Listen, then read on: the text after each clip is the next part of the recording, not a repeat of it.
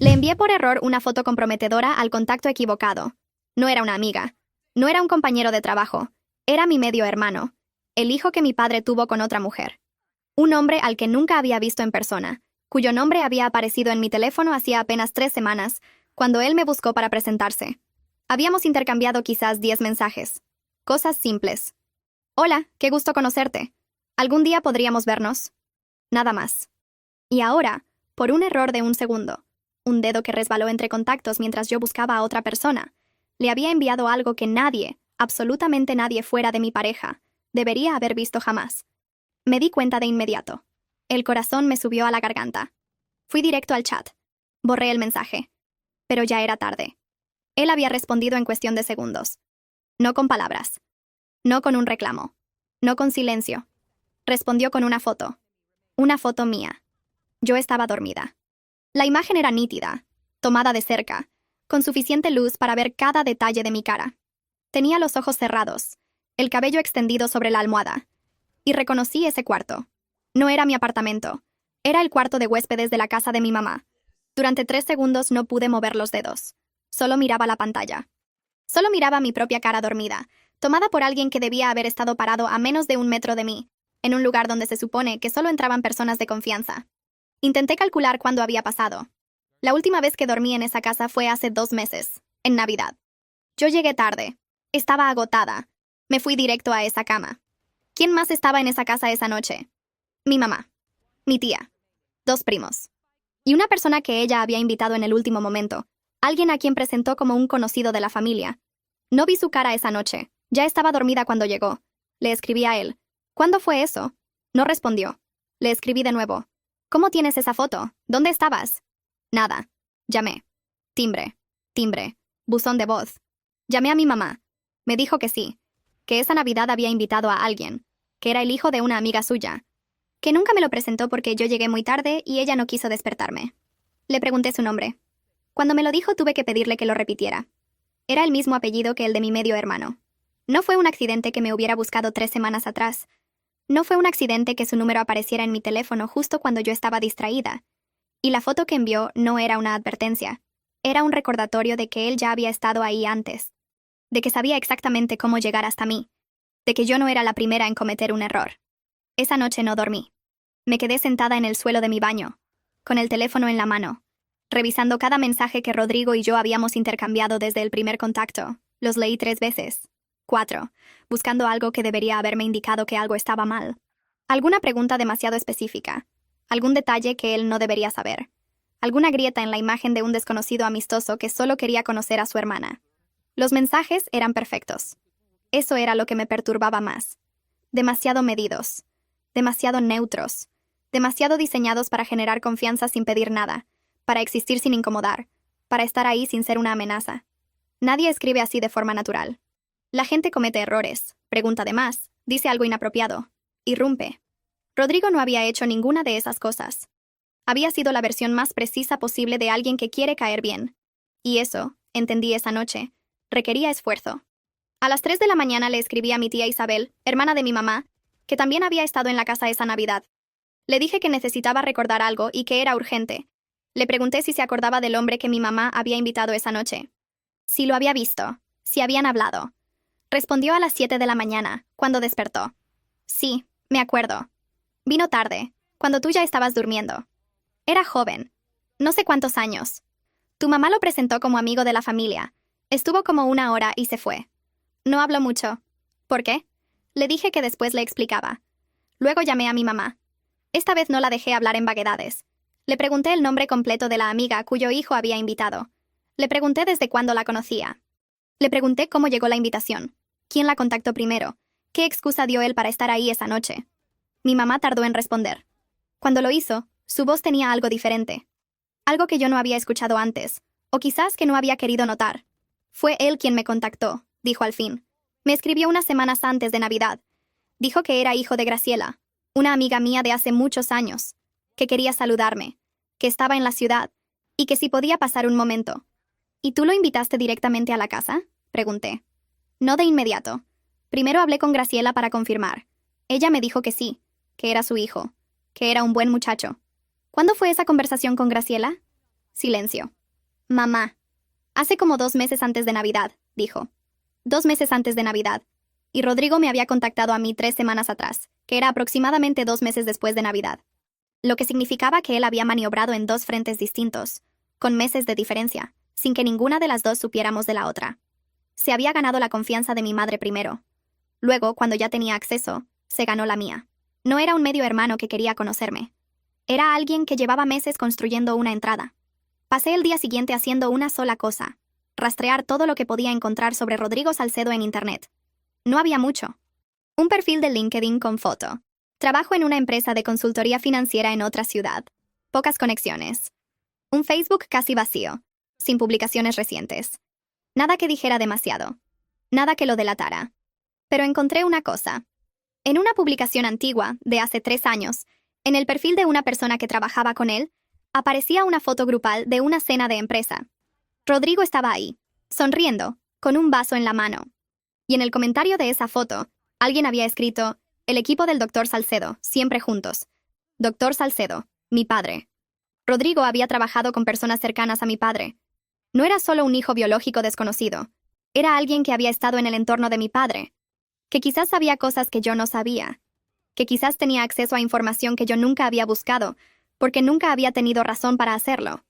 Esa noche, mientras cerraba el portátil, me hice la pregunta que debía haberme hecho desde el principio.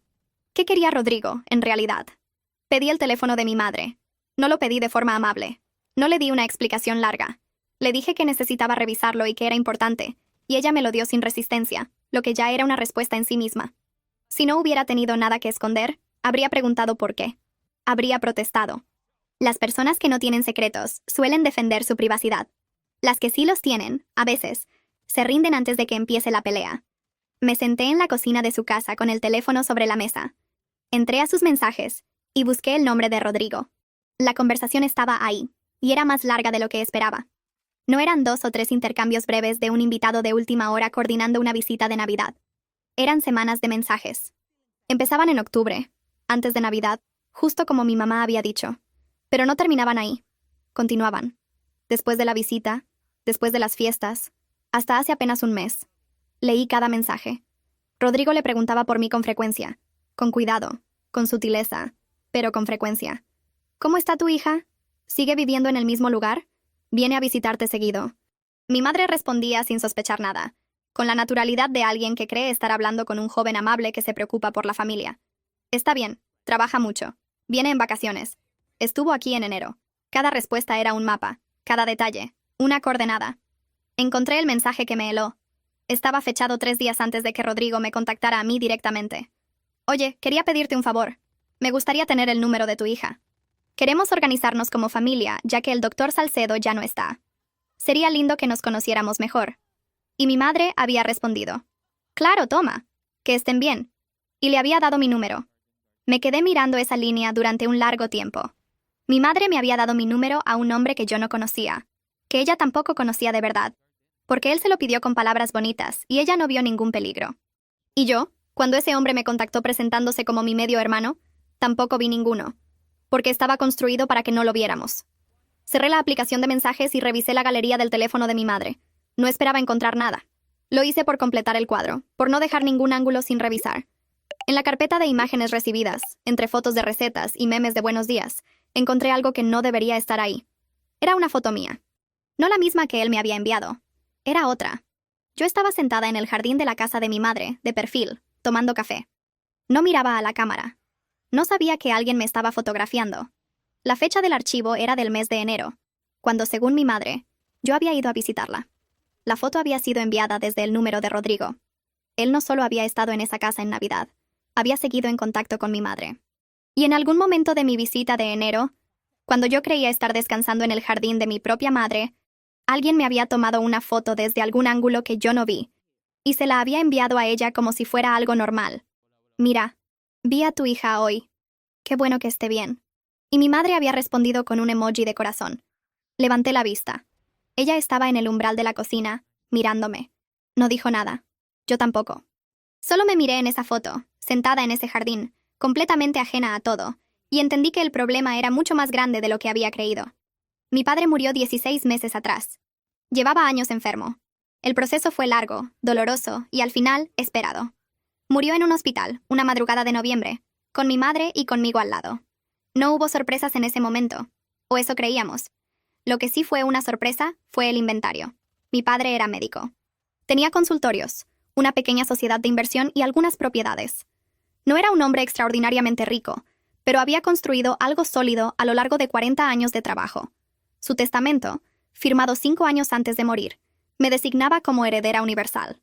Era un documento legalmente impecable, con todas las firmas y sellos correspondientes. El problema era que estaba bloqueado. Desde hacía 14 meses, el proceso de herencia estaba frenado por una impugnación presentada por un abogado que representaba a un tercero. El abogado argumentaba que existía otro heredero con derechos sobre parte del patrimonio. Mi abogado me había dicho que era un proceso común, que tomaría tiempo, que debía tener paciencia. Y yo, absorta en el duelo y en mi trabajo, lo había dejado avanzar sin prestar demasiada atención a los detalles. Esa noche los leí todos. Saqué los documentos del inventario que guardaba en una carpeta, los extendí sobre la mesa y los revisé línea por primera vez desde que los había recibido. El tercero que impugnaba el testamento no estaba identificado con nombre en los primeros documentos que yo tenía. Estaba citado como el solicitante, representado por un despacho de abogados de otra ciudad. Llamé a mi abogado a primera hora de la mañana. Le dije que necesitaba saber el nombre del solicitante que había impugnado el testamento de mi padre. Le dije que era urgente y que no me llamara para agendarme para la semana siguiente. Llamó en 2 horas. El nombre que me dio era Rodrigo Salcedo. Lo sabía. En algún lugar, desde que encontré esa foto en el teléfono de mi madre, lo sabía. Pero escucharlo en voz alta fue distinto a sospecharlo. Fue como recibir un golpe que ya veías venir y que duele igual. Rodrigo había presentado la impugnación 4 meses antes de que mi padre muriera. 4 meses antes.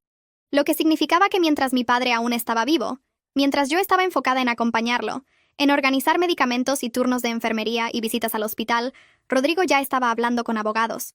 Ya estaba preparando su reclamo. Ya estaba construyendo su caso.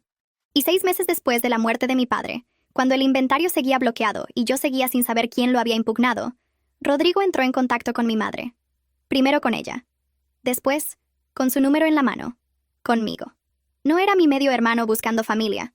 Era alguien que quería una parte de lo que era mío, y que necesitaba información, presencia, y quizás una palanca para conseguirla. La foto que me había enviado era exactamente eso. Una palanca. Un recordatorio silencioso de que él tenía algo comprometedor. Que podía usarlo. Que si yo quería que esa imagen no llegara a otras personas, quizás me convenía ser razonable. No me lo había dicho con palabras porque no necesitaba hacerlo. Las personas que manejan este tipo de presión saben que el silencio amenaza mejor que cualquier mensaje. Esa tarde, Rodrigo me escribió. Creo que empezamos con el pie equivocado. Me gustaría hablar con calma, sin dramas. Creo que podemos llegar a un acuerdo que sea bueno para los dos. Lo leí 3 veces. Luego guardé el teléfono, abrí mi portátil y empecé a buscar el nombre de un perito en análisis forense de imágenes digitales. Le respondí a Rodrigo al día siguiente. De acuerdo. Cuéntame qué propones. Era mentira. No quería escuchar su propuesta. No tenía ninguna intención de negociar nada con él. Pero necesitaba tiempo, y mientras él creyera que yo estaba considerando un acuerdo, no tomaría ninguna acción que complicara lo que yo estaba construyendo en silencio. La respuesta que me envió fue cuidadosa y vaga, como todo lo que hacía. Habló de resolver las cosas entre nosotros, y de evitar procesos largos que no le convienen a nadie. No dijo la palabra dinero, no dijo herencia, no dijo silencio, pero todo lo que escribió apuntaba exactamente hacia eso. Respondí con frases igualmente vagas. Entiendo. Dame unos días para pensar. Él dijo que estaba bien, que no había apuro. Y en ese no hay apuro, yo escuché perfectamente lo que en realidad quería decir. Todavía tengo la foto, así que puedo esperar. Mientras tanto, yo no esperaba nada. El perito que encontré trabajaba con estudios de cine y con despachos de abogados.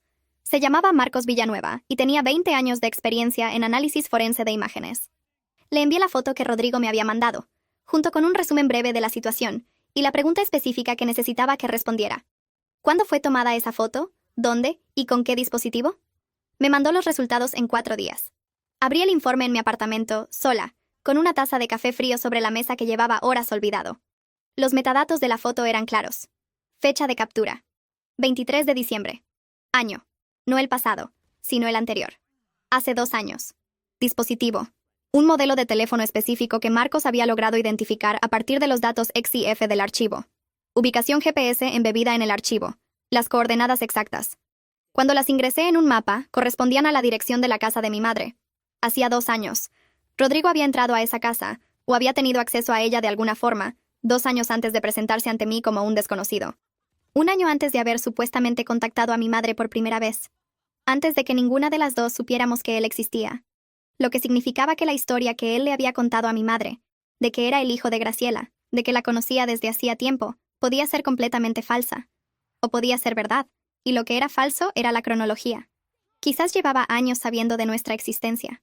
Quizás nos había estado observando durante mucho más tiempo del que cualquiera de las dos imaginaba. Y mientras todo eso aparecía en ese informe, Rodrigo me escribió de nuevo. ¿Ya tuviste tiempo de pensar? Esta vez tardé más en responder. No porque dudara, sino porque quería que sintiera que yo estaba considerando sus palabras, que el tiempo que tomaba era tiempo de deliberación genuina. Le respondí esa noche. Sí. Creo que podemos hablar. ¿Te parece si nos vemos la próxima semana? Claro, respondió. Dime dónde. Yo te aviso. Cerré la conversación y abrí otra. Esta era con mi abogado. Le envié el informe de Marcos y le expliqué todo lo que había descubierto en los últimos días. Los mensajes en el teléfono de mi madre, la foto del jardín, la cronología de la impugnación, el análisis forense de la imagen. Le dije que quería saber cuáles eran mis opciones legales. Y le dije que quería empezar esa misma semana. Antes de ir a la delegación, fui a casa de mi madre. Necesitaba que ella supiera. No como acusación, no como reproche, sino porque me parecía injusto enfrentar lo que venía sin que ella entendiera todo el cuadro. Llevaba días cargando este peso sola, dándole vueltas en la cabeza a cómo contárselo, buscando las palabras correctas para explicarle que la persona a quien ella había invitado a su casa, a quien le había dado el número de su hija, con quien había intercambiado mensajes durante meses, no era lo que ella creía. Me senté frente a ella en la sala.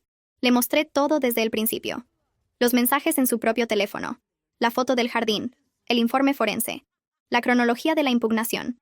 Le expliqué que Rodrigo había presentado un reclamo legal sobre la herencia de mi padre mientras él todavía estaba vivo. Le expliqué que la foto que me había enviado no era espontánea, sino una herramienta de presión. Le expliqué que alguien había estado en esa casa hace 2 años, cuando ninguna de las dos sabía que existía. Mi madre me escuchó en silencio. Cuando terminé de hablar, tardó un momento en responder. Y cuando lo hizo, lo que dijo no fue lo que yo esperaba.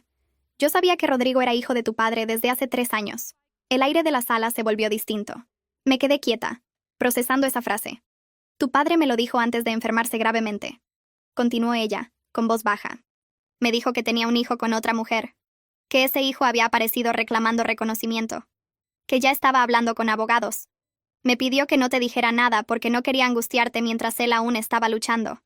Y cuando murió, yo seguí sin decirte porque no quería que la herencia se complicara más de lo que ya estaba. La miré. ¿Y cuando él te contactó a ti directamente, hace meses? Pensé que quizás quería resolver las cosas en paz, dijo. Pensé que si yo era amable, si te acercabas, quizás él desistiría del reclamo legal. No quería pelearte contra nadie, solo quería protegerte. Me expusiste, le dije. No lo dije con rabia. Lo dije con la frialdad de alguien que acaba de entender algo doloroso. Al darle mi número. Al dejarlo entrar a esta casa. Al responderle durante meses sin decirme nada. Me dejaste completamente expuesta frente a alguien que ya tenía una foto mía durmiendo desde 2 años atrás y que estaba usando eso como presión. Eso no es protegerme. Mi madre no respondió. Y yo no esperé a que lo hiciera. Recogí mi cartera, salí de esa casa y conduje hasta la delegación. Presenté una denuncia formal por violación de privacidad, por obtención ilícita de imágenes y por extorsión implícita. Entregué el informe forense de Marcos, los registros de los mensajes exportados del teléfono de mi madre, la conversación con Rodrigo donde él proponía un acuerdo, y toda la documentación del proceso de herencia. La investigadora que me atendió revisó cada documento con cuidado. Al final de la reunión, me dijo que había suficiente para proceder. Esa noche llegué a mi apartamento. Me senté en el suelo del baño, igual que la primera noche, y por primera vez en semanas, no pensé en qué haría a continuación. No planifiqué nada. No analicé nada. Solo dejé que el silencio estuviera ahí. Y me di cuenta de que no tenía miedo. El proceso tomó 6 meses. No fue rápido. No fue sencillo. No fue la clase de resolución que aparece en las películas, donde todo se derrumba en un solo momento dramático y el final llega limpio y ordenado. Fue un proceso lento, con declaraciones y contradicciones y documentos y fechas y peritos y abogados hablando entre sí en un idioma que yo aprendí a entender a la fuerza. Rodrigo fue imputado por violación de privacidad y extorsión calificada. Su abogado intentó argumentar que la foto había sido tomada con el conocimiento de mi madre, que él tenía una relación de confianza con nuestra familia que todo había sido un malentendido entre personas que apenas se estaban conociendo. El informe de Marcos destruyó ese argumento. La fecha de la imagen era 2 años anterior a cualquier contacto documentado entre Rodrigo y mi madre. No había manera de explicar eso que no implicara que él había tenido acceso, no autorizado a esa casa, en un momento que ninguna de las dos podía acreditar. En paralelo, el proceso de herencia se resolvió. El reclamo de Rodrigo fue revisado por el tribunal a la luz de las imputaciones penales en su contra. Su abogado retiró la impugnación antes de que el juez pudiera pronunciarse. No fue un acto de generosidad, fue un cálculo. Seguir adelante con el reclamo habría requerido que él se expusiera más, que declarara más, que explicara cosas que ya eran difíciles de explicar.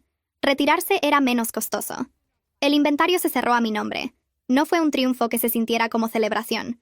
Fue más como el cierre de una puerta que llevaba demasiado tiempo entreabierta. El patrimonio que mi padre había construido quedó donde siempre debió quedar. Sin drama, sin ruido. Solo con la firma correcta en el papel correcto. Lo más difícil no fue ninguna de esas cosas. Lo más difícil fue mi madre. Pasamos 3 semanas sin hablar. No fue un silencio de rabia, al menos no de mi parte. Fue el silencio de alguien que necesita espacio para entender lo que está sintiendo antes de decirlo. Cuando finalmente hablamos, lo hicimos durante horas. Ella me explicó desde su lugar. El miedo, la culpa, la certeza equivocada de que protegerme era no decirme las cosas difíciles. Yo le expliqué desde el mío, que la protección que no informa no protege, que el silencio puede ser una forma de dejar a alguien sin herramientas. Fue una conversación honesta y dolorosa y necesaria. No resolvió todo de inmediato. Las cosas entre nosotras quedaron distintas a como habían sido antes, y me tomó tiempo aceptar que distintas no significaba necesariamente peor. Significaba más reales, sin capas de suposiciones y silencios bien intencionados, sin la comodidad de no decir lo que incomoda. De Rodrigo no supe más. No sentí curiosidad por saber. No sentí rabia ni tampoco pena. Sentí lo que se siente cuando algo que parecía importante deja de serlo. Una especie de indiferencia limpia, sin residuos. Hay algo que aprendí de todo esto, y es lo único que quiero decir antes de terminar.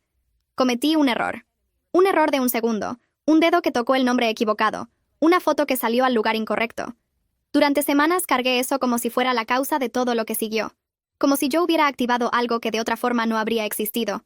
Pero lo que Rodrigo construyó no dependía de mi error. Él ya estaba ahí antes. Ya tenía la foto, ya tenía el acceso, ya tenía el plan. Mi equivocación solo aceleró un momento que él habría encontrado otra manera de crear. La diferencia fue que mi error también me obligó a ver lo que estaba pasando, cuando de otra forma quizás nunca lo habría notado.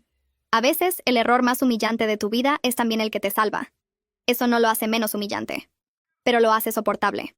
Y yo aprendí, de forma dolorosa y definitiva, que el silencio de las personas que te quieren puede hacerte tanto daño como los planes de las personas que te quieren mal. Que pedir más información no es desconfianza. Que hacerse preguntas no es paranoia. Que verificar es un acto de cuidado propio que nadie debería tener que justificar. La historia de Rodrigo terminó en un tribunal. La mía continuó. Y eso, al final, es suficiente. Fin.